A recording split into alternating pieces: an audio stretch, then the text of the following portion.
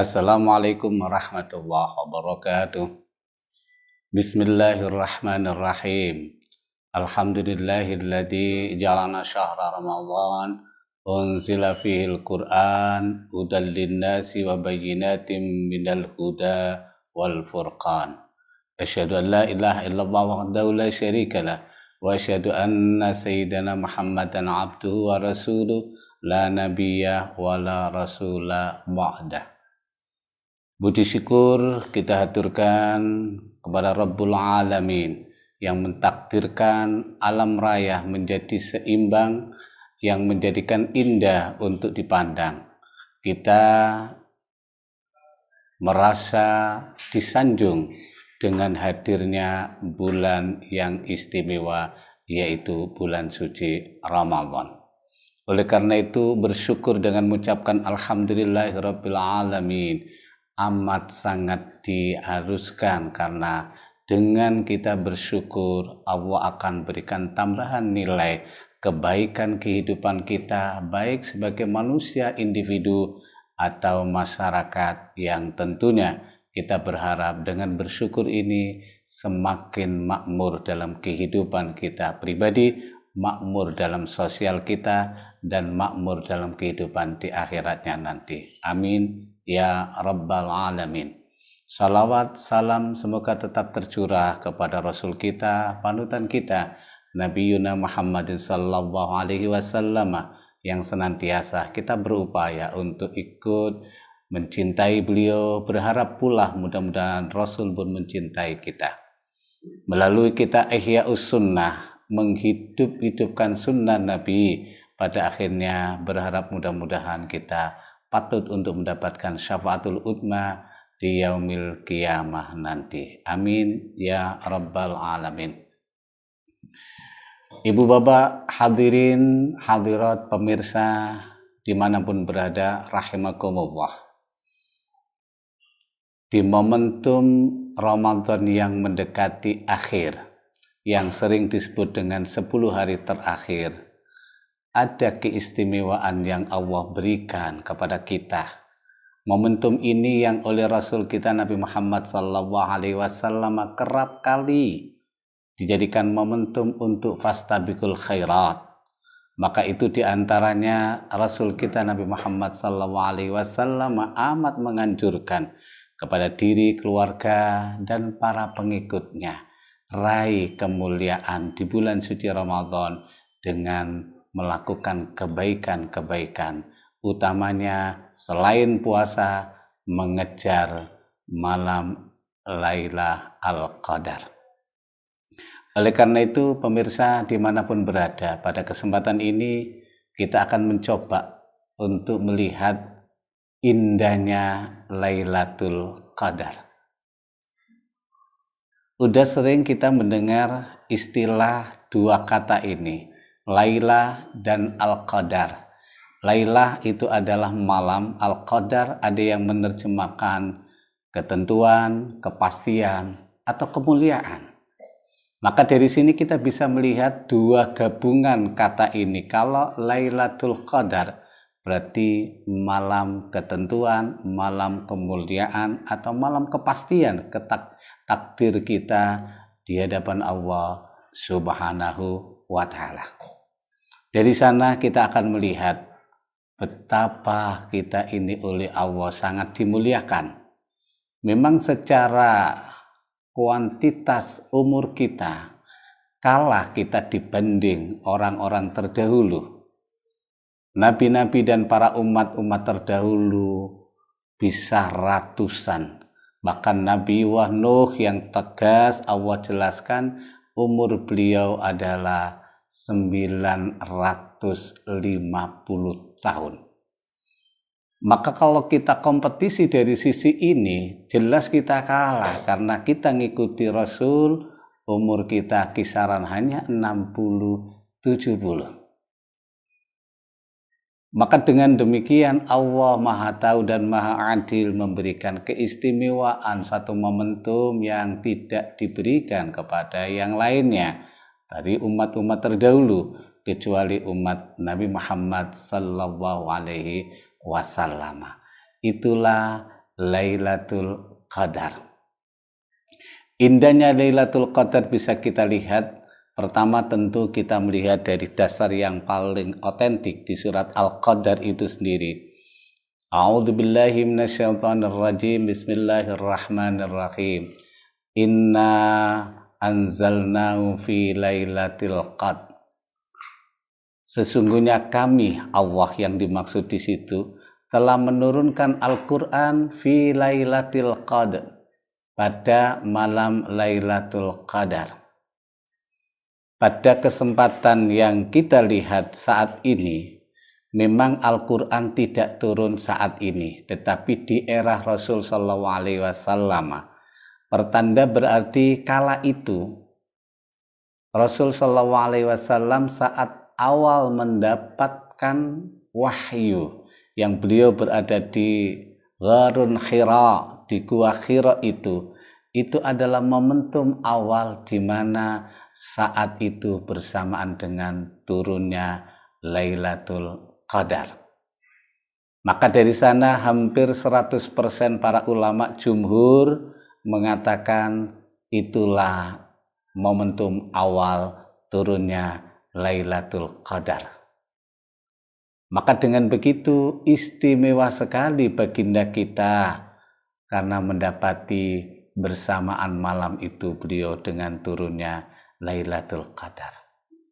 Ini momentum yang istimewa yang kemudian keindahannya Lailatul Qadar itu Lailatul Qadri khairum min alfi syahr.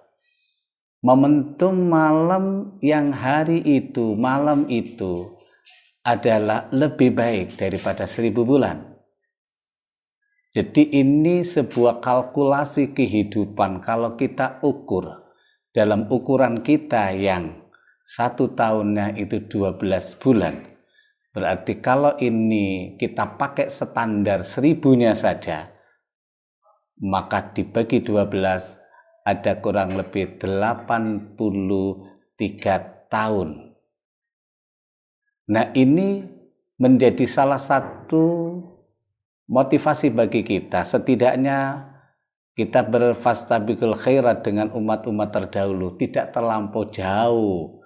Kalau memang kita diberi kesempatan oleh Allah bertemu dengan Lailatul Qadar yang 1 kali saja, kita beribadah di malam itu senilai 83 tahun. Bahkan itu khairun, lebih baik, semestinya lebih daripada 83 tahun.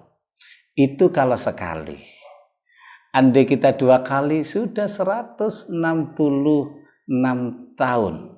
Kalau 10 kali dalam hidup kita mendapatkan itu, kita mendapatkan 830 kali, berarti seumur dengan kita umur 860.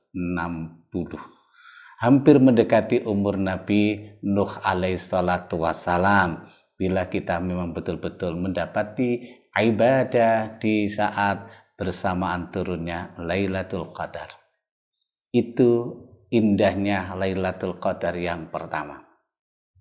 Yang kedua, Allah sampaikan bahwa di malam itu juga adalah malam Al-Mubarak. Ini tercetus di dalam surat Ad-Dukhan ayat ketiga.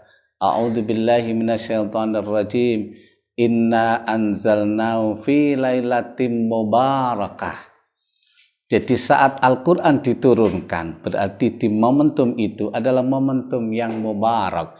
Aiziyadatul khair, bertambahnya kebaikan. Maka dengan melihat satu momentum, kalau kita ini pakai matematis bahwa 2 rakaat sholat kita di malam itu, kita akan oleh Allah dikasih senilai 83 tahun. Berarti inilah keberkahan yang Allah berikan. Walau kita umur tidak terlalu banyak, kalah dengan umat-umat terdahulu, tapi di sini rupanya Allah kasih satu momentum yang sangat istimewa. Lailatul Mubarak, malam yang penuh keberkahan. Selain itu pula, Ibu Bapak, Pemirsa dimanapun berada, indahnya Lailatul Qadar yang ketiga adalah bisa kita lihat di sana sesuai di dalam surat Al-Qadar pada ayat yang ketiga. Itu adalah momentum yang sangat damai, sejahtera.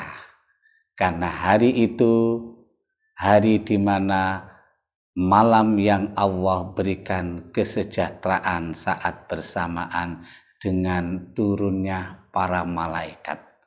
Tanazzalul malaikatu warruhu fiha biidni rabbi min kulli amrin salam. Momentum yang istimewa itu diberikan di saat para malaikat turun menyaksikan momentum istimewa itu tadi.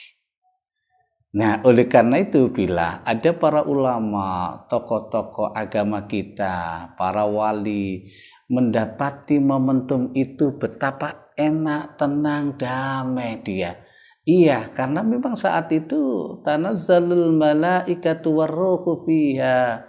Dengan izinnya Allah, para malaikat turun untuk memberikan rahmat, mendoakan setiap hamba-hamba Allah yang sedang beribadah di momen yang istimewa itu. Maka salamun, salam. Jadi sejahtera.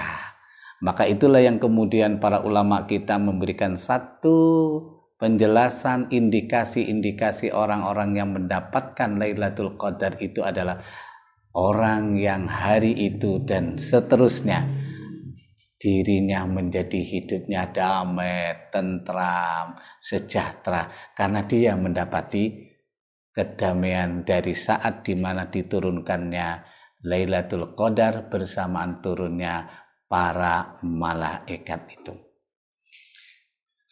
Yang keempat, di saat itu Lailatul Qadar juga dianggap sebagai malam ketentuan takdir. Ini yang tergambar di surat Ad-Dukhan ayat keempat. Fiha yufarriqu kullu amrin hakim. Kala di saat Allah turunkan Lailatul Qadar, maka malam itu Allah mencatat melalui malaikatnya yang turun tadi, menetapkan kebaikan-kebaikan bagi hamba-hamba yang saleh, salihah karena kelak ibadah di malam itu. Maka akan ditentukan oleh Allah kebaikan-kebaikannya, akan diberikan satu nilai kebahagiaan kehidupan. Karena dia ditentukan kebahagiaan, boleh jadi kebahagiaan didukung oleh materi yang berlimpah.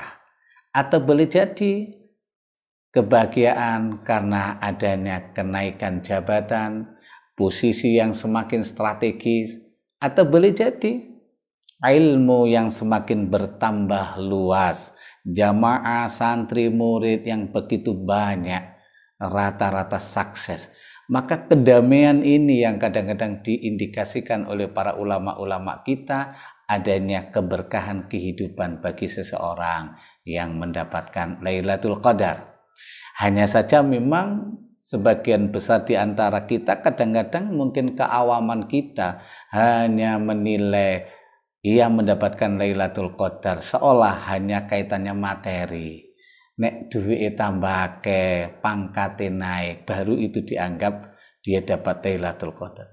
Padahal tidak demikian. Jadi kalau itu yang jadi tolak ukur, maka Chinese yang non muslim jualan di menjelang Ramadan, di menjelang Idul Fitri, wah dagangannya laris, omsetnya naik, tentu dia dapat Lailatul Qadar. Kalau itu yang ada, maka tidak itu indikasinya, tetapi hati yang tenang, yang damai. Mungkin itu tadi didukung karena materi bertambah, mungkin jabatan dan seterusnya.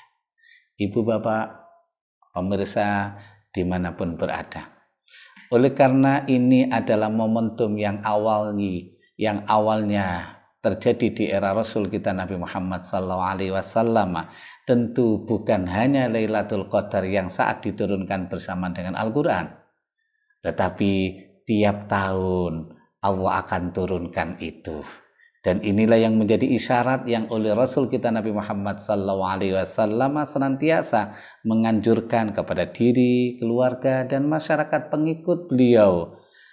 Taharru ay iltamisu lailatal qadri fil witri minal ashr. Rasul memberikan motivasi kepada diri dan keluarga agar senantiasa mencari Lailatul Qadar utamanya di malam-malam ganjil 10 hari terakhir.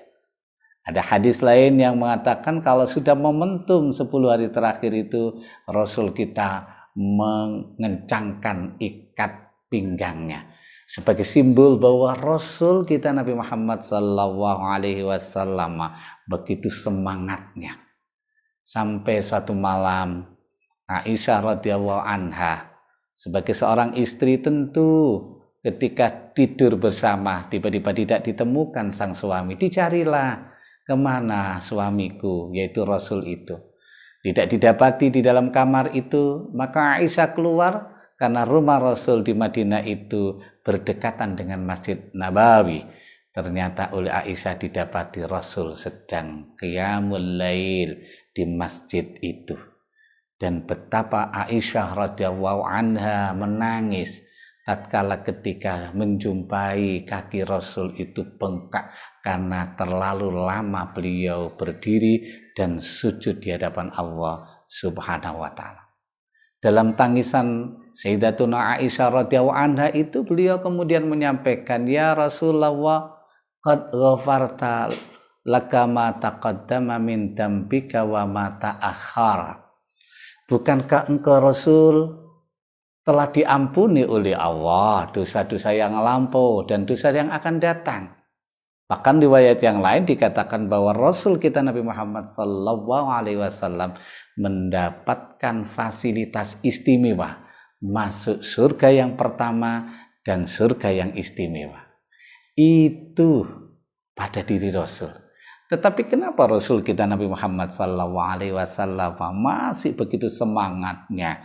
Qiyamul lail beliau tunaikan terutama di 10 hari yang terakhir malam-malam ganjil itu. Apa yang disampaikan oleh istri tercintanya tadi, Rasul lantas beliau merespon. Kepada Aisyah beliau menyampaikan, "Wahai istriku, afala akuna abdan syakurah." Apakah aku tidak bersyukur kepada Allah? Apakah aku tidak senang menjadi hamba yang patut berterima kasih kepada Allah Subhanahu wa taala? Maka sebagai manifestasi rasa syukur itulah yang oleh Rasul kita ditampilkan dengan tetap komitmen di dalam menjalankan ibadah. Utamanya malam itu adalah beliau semangati di 10 hari terakhir, terutama malam-malam ganjil.